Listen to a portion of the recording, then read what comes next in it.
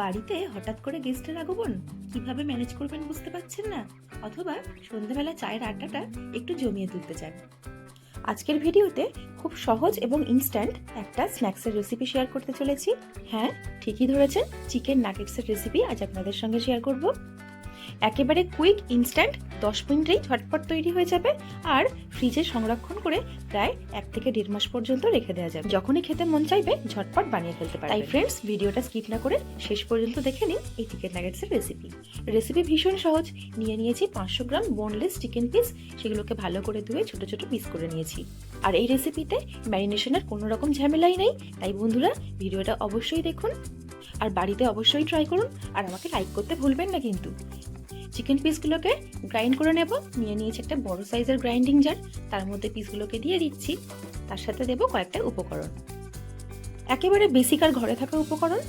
রসুন বাটা দিচ্ছি 1 টেবিল চামচ, দিয়ে দিচ্ছি 1 টেবিল চামচ আদা বাটা, দিয়ে দিতে হবে 1/2 টেবিল স্পুন মতো মরিচ গুঁড়ো, আর তার সাথে 1 টেবিল চামচ সয়া সস আর স্বাদ মতো নুন। ব্যাস, আর কোনো মশলাই এখানে লাগবে না। এবার নিয়ে নিচ্ছি মিল্ক ব্রেড। এখানে আমি 3টে স্লাইস মিল্ক ব্রেডের নিয়েছি। মিল্ক ব্রেড দিলে টেস্টটা অনেক ভালো হয়, অনেকটা ক্রিমিনেস আসে। আপনারা যদি মিল্ক ব্রেড না পান তাহলে নর্মাল ব্রেড ইউজ করবেন। তার সাথে 1 টিস্পুন মতো গুঁড়ো দুধ এর মধ্যে মিশিয়ে দেবেন। গ্রাইন্ডিংটা ছোট হলে দুবার করে পেস্ট করতে পারেন, অথবা ব্রেডগুলোকে আলাদা করে গুঁড়ো করে চিকেন পেস্টের সাথে মিশিয়েও নিতে পারেন। চিকেন পেস্টটা রেডি হয়ে গেছে, একটা বোলে এটাকে ট্রান্সফার করে নিচ্ছি। এবার আর একটা ছোট বোলের মধ্যে নিয়ে নিচ্ছি একটা ডিম, তার মধ্যে দিয়ে দিচ্ছি স্বাদ মতো নুন আর 2 থেকে 3 টেবিল চামচ মতো দুধ। তারপর সবকিছুকে ফেটিয়ে নিতে হবে। ততক্ষণে বন্ধুরা একটা লাইক করে দেবেন ভিডিওটাতে।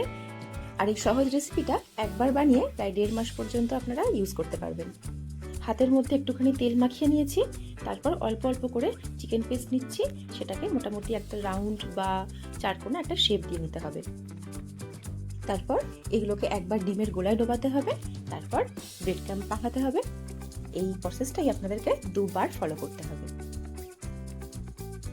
আমি বাজারের কেনা ব্রেড ক্রাম্ব দিয়ে কোটিং করছি, আপনারা চাইলে পাউরুটিকে ভালো করে গুঁড়ো করে নিয়ে সেটা দিয়ে কোটিং করতে পারবেন। দেখুন কত সহজ আর সিম্পল একটা রেসিপি। মুহূর্তের মধ্যেই নাগেটসগুলো রেডি হয়ে গেলে শুধু ভাজবার অপেক্ষা।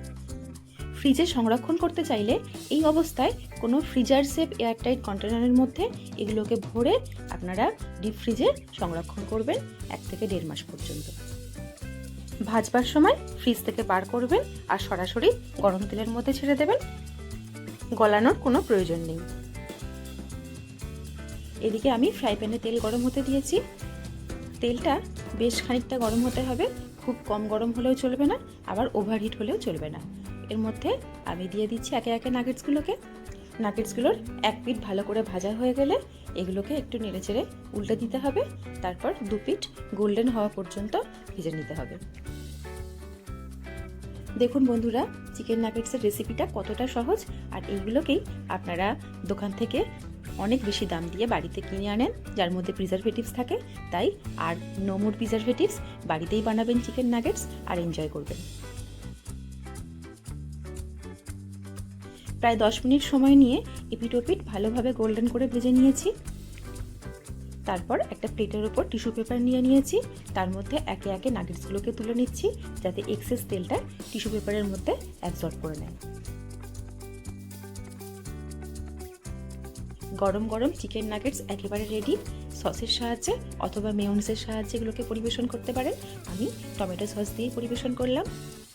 তাহলে বন্ধুরা, কেমন লাগলো আজকে আমার এই রেসিপি? একবার যদি আমার রেসিপি ফলো করে এই নাগেটস বানিয়ে ফেলতে পারেন, ছোট থেকে বড় সববার প্রশংসা পাবেন। একটা নাগেটসকে কেটে আমি দেখিয়ে দিচ্ছি, দেখুন কতটা ভালোভাবে এগুলোকে ফ্রাই করা হয়েছে। আর যে এগুলো একবার খাবে সে বারবার খেতে চাইবে। তাই আজই বানিয়ে ফেলুন চিকেন নাগেটস, ফ্রিজে স্টোর করে রাখুন, আর যখন খুশি মন চায় ভাজুন আর পরিবেশন করুন। আর আমার ভিডিওটাতে লাইক করতে ভুলবেন না। কেমন লাগলো আমার রেসিপি অবশ্যই কমেন্ট করে জানাবেন, আর ঝটপট চ্যানেলটা সাবস্ক্রাইব করুন। ততক্ষণ পর্যন্ত ভালো খান, সুস্থ থাকুন। ফিরে আসছি খুব শীঘ্রই।